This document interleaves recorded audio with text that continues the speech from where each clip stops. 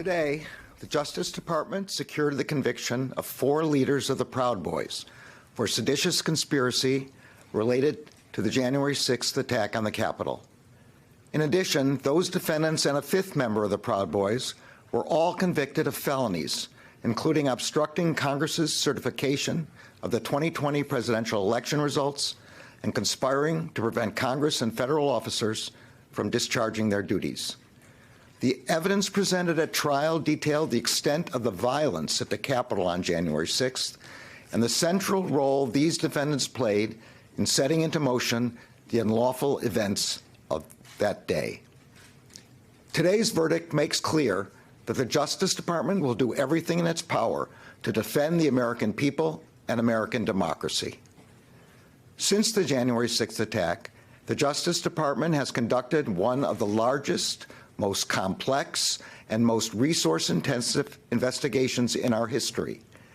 We have worked to analyze massive amounts of physical and digital data. We have recovered devices, decrypted electronic messages, triangulated phones, and poured through tens of thousands of hours of video. We have also benefited from tens of thousands of tips we received from the public.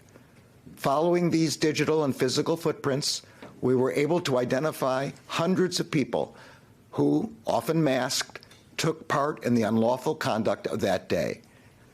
I am grateful to the department's prosecutors, FBI agents, investigators, analysts, and others who have worked on these cases with extraordinary diligence, skill, integrity, and courage.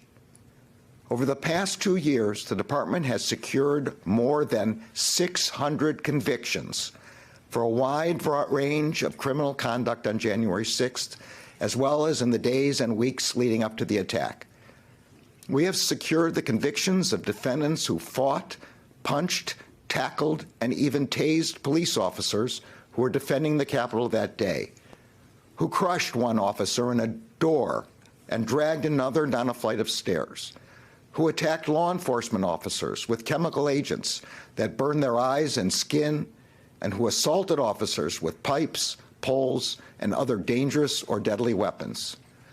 We have secured the convictions of defendants who obstructed the certification of a presidential election, as well as the subsequent criminal investigation in the events of January 6th. And now, after 3 trials, we have secured the convictions of leaders of both the Proud Boys and the Oath Keepers for seditious conspiracy, specifically conspiring to oppose by force the lawful transfer of presidential power.